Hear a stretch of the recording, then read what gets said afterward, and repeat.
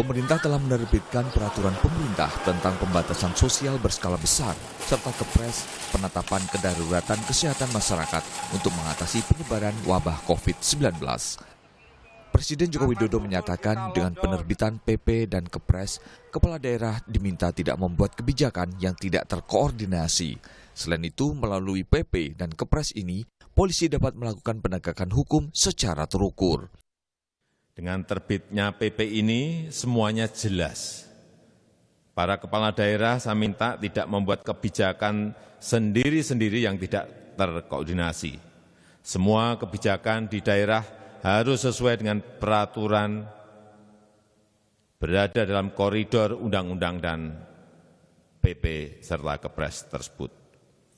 Polri juga dapat mengambil langkah-langkah penegakan hukum yang terukur dan sesuai undang-undang agar PSBB dapat berlaku secara efektif dan mencapai tujuan mencegah meluasnya wabah. Pembatasan sosial berskala besar diatur dalam Undang-Undang Kekarantinaan Kesehatan. Selain pembatasan sosial berskala besar, ada opsi lain yang disediakan, yakni karantina rumah sakit, karantina wilayah, dan karantina di pintu masuk, seperti pelabuhan, bandara, serta pos batas lintas negara.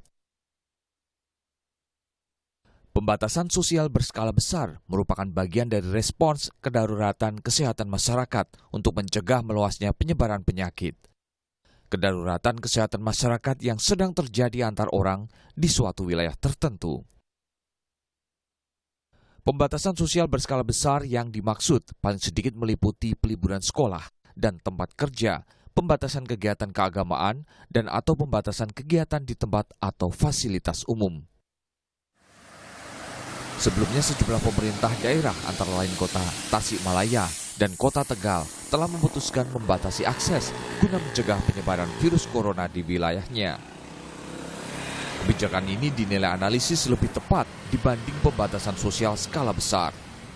Pilihan pemerintah menetapkan pembatasan sosial skala besar dibanding karantina wilayah dianggap lebih mengedepankan alasan ekonomi dibanding alasan kesehatan masyarakat. Dan itulah yang sangat disayangkan karena pertimbangan kita ya di dalam apakah akan mengambil kebijakan karantina wilayah atau kita sebut aja lockdown dari simpelnya atau tidak, itu sepenuhnya didasarkan kepada pertimbangan ekonomi. Ya. Yang lebih buruk lagi ada pertimbangan politiknya juga. Ya. Padahal seharusnya keputusan itu diambil sepenuhnya didasarkan kepada pertimbangan kesehatan, keselamatan masyarakat.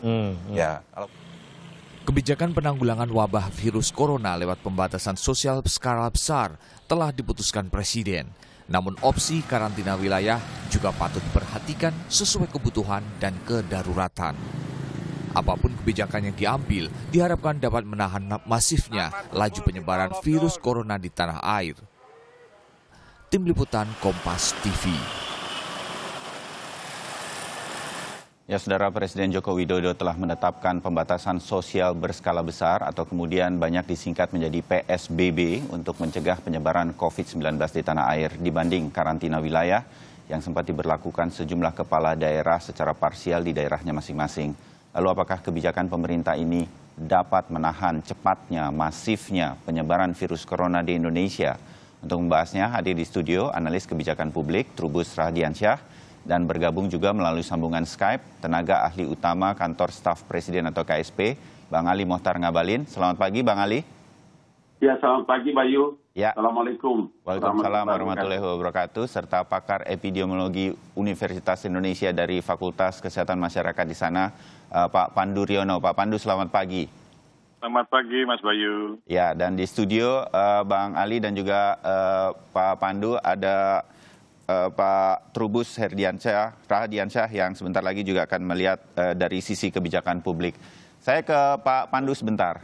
Dari sisi ini, apakah kemudian sudah lebih tepat atau tidaknya, tapi apakah kemudian pembatasan sosial berskala besar ini mampu nanti menahan cepatnya laju virus corona menurut Pak Pandu?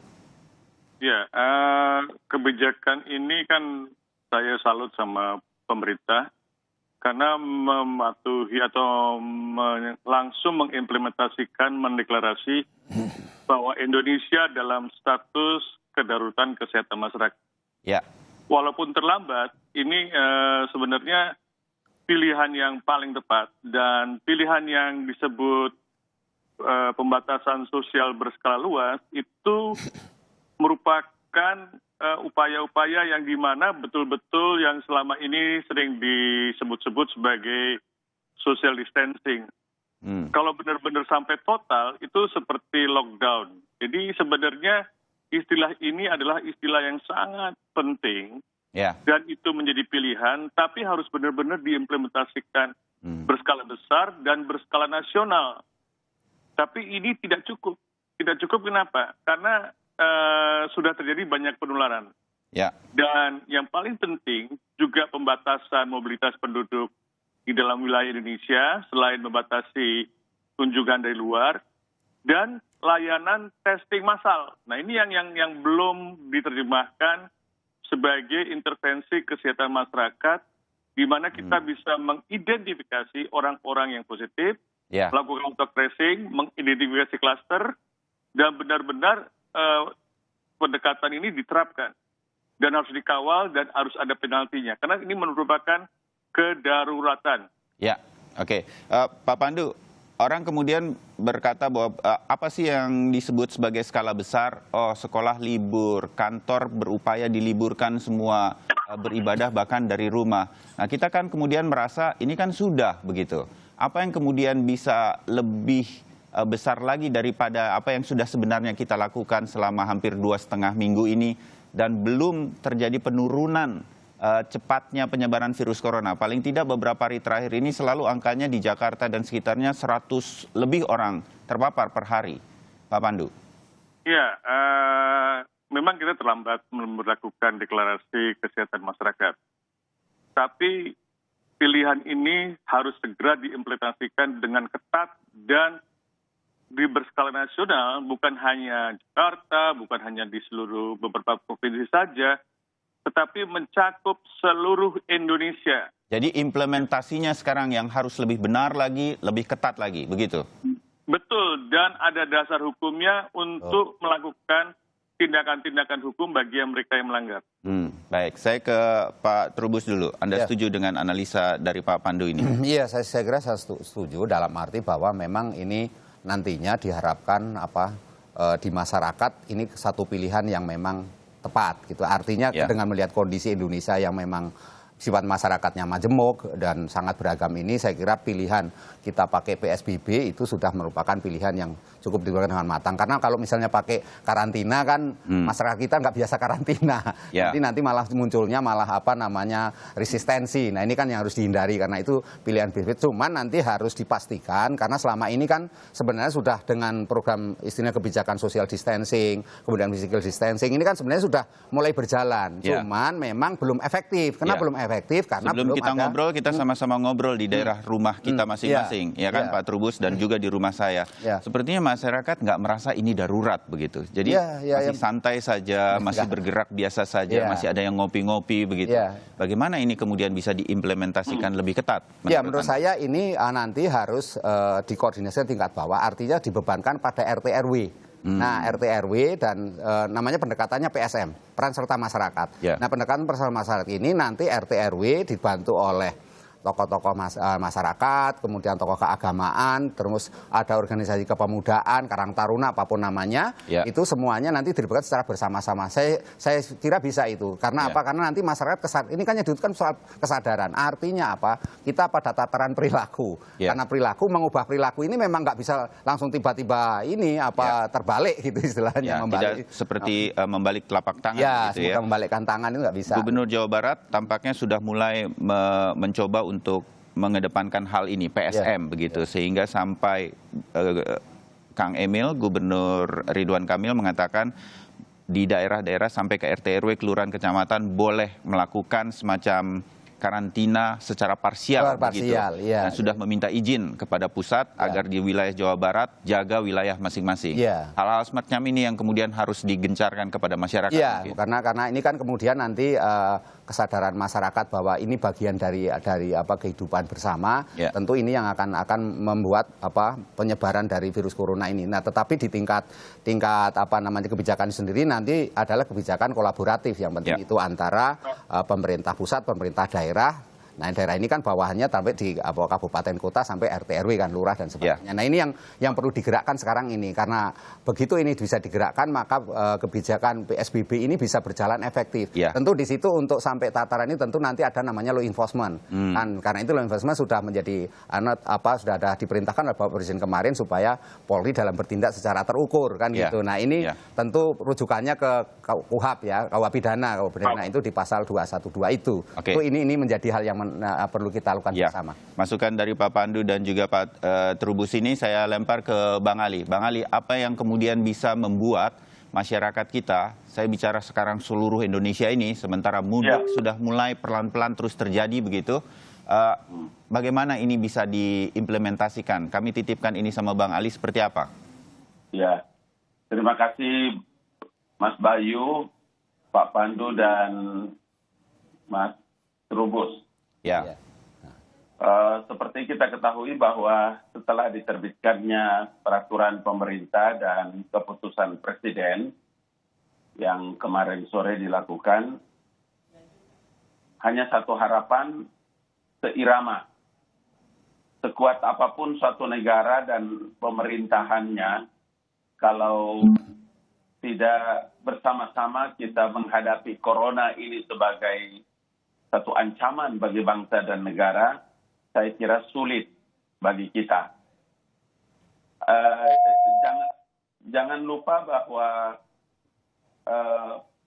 pemberlakuan pembatasan sosial berskala besar itu dimulai, kalau kita lihat dalam Undang-Undang Nomor 6 Tahun 2018 itu lebih kepada bagaimana agar pembatasan tertentu bagi penduduk, mulai dari RT, kemudian RW, dan lain-lain sebagainya. Kalau kita dengar cerita seperti yang Mas Bayu sampaikan di lingkungan rumah atau di kompleks rumah Mas Bayu saja, kita punya polisi di seluruh Indonesia itu tidak akan cukup. Tidak akan cukup karena jumlahnya 470.300 sekian orang. Itu satu berbanding berapa itu kira-kira? Jadi memang harus pemerintah itu melakukan upaya dan langkah-langkah persuasif seraya memberikan himbauan kepada masyarakat, kepada kita semua, sehingga kita semua juga punya kemampuan, satu kesadaran yang tinggi bahwa COVID-19 ini adalah satu ancaman bagi masa depan bangsa dan negara. Dengan demikian juga adalah memberikan satu pendidikan agar kita bisa disiplin. Kenapa negara-negara di luar itu berhasil? Sebutlah salah satu yang paling fenomenal itu adalah Wuhan, karena pemerintahnya mampu memberikan rakyatnya disiplin terhadap apa yang diatur dan dihimbau dan disarankan oleh pemerintahnya.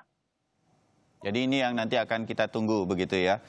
Berkaitan dengan apa yang kemudian sudah diambil kemarin, juga nanti akan mengalir bantuan-bantuan kepada masyarakat Indonesia yang berada di sektor-sektor informal. Kita juga ingin lihat ini berkaitan dengan hal tersebut, Pak Trubus dan juga Pak Pandu, bagaimana kemudian PSBB ini bisa betul-betul efektif dan menyelesaikan penyebaran cepatnya virus corona.